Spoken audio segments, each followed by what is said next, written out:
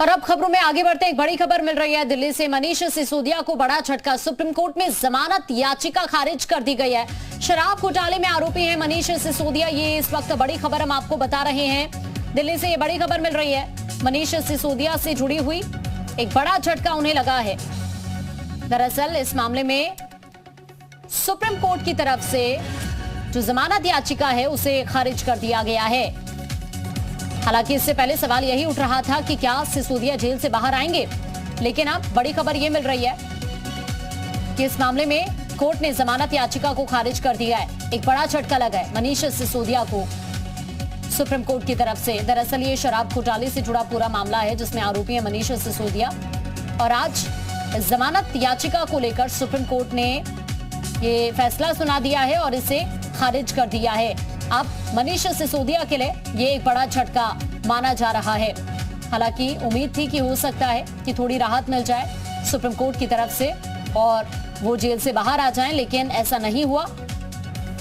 और ज्यादा जानकारी के लिए अरविंद सिंह दिल्ली से संवाददाता इस वक्त हमारे साथ जुड़ गए हैं।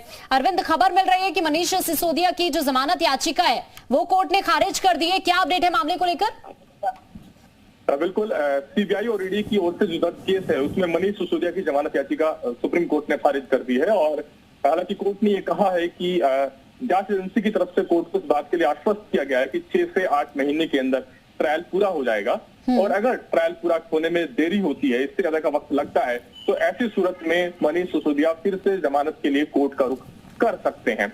लेकिन एक महत्वपूर्ण बात यह कि जिस तरह की टिप्पणियां रही थी इस पूरे मामले की सुनवाई के दौरान, खास तौर पर सुप्रीम कोर्ट की ओर से, और सुप्रीम कोर्ट ने इस मामले में जिस तरीके से मनीष सिसोदिया के खिलाफ मनी लॉन्ड्रिंग का केस दर्ज किया गया था उस पर सवाल खड़े किए थे। और कोर्ट का यह कहना था कि जब सीबीआई की ओर से दर्ज केस में मनीष सिसोदिया के खिलाफ ब्राइबरी का चार्जेस नहीं है तो फिर कैसे उनके खिलाफ मनी लॉन्ड्रिंग का सबूत बनता है। और कोर्ट ने यह भी कहा था कि जब तक सबूतों की चेन स्टेब्लिश ना हो रही हो तो कैसे मनी लॉन्ड्रिंग का केस स्टेब्लिश होता है मनीष सिसोदिया के खिलाफ। तो इन तमाम ऑब्जर्वेशन के मद्देनजर मनीष सिसोदिया और उनके समर्थकों को उम्मीद थी कि शायद सुप्रीम कोर्ट से कोई राहत की खबर आएगी, लेकिन सुप्रीम कोर्ट ने आज जमानत याचिका खारिज कर दी है। सीबीआई और ईडी दोनों की ओर से दर्ज केस में मनीष सिसोदिया ने जमानत मांगी थी और कोर्ट ने जो आदेश पढ़ा है उसमें कोर्ट ने कहा कि 338 करोड़ के ट्रांसफर का लिंक स्टेब्लिश हो रहा है।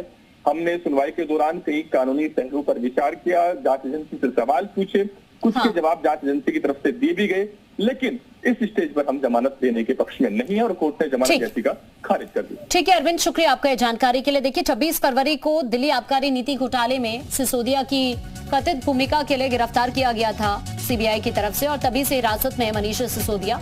28 फरवरी को दिल्ली कैबिनेट से इस्तीफा उन्होंने दिया था और उसके बाद 9 मार्च को ईडी ने मनी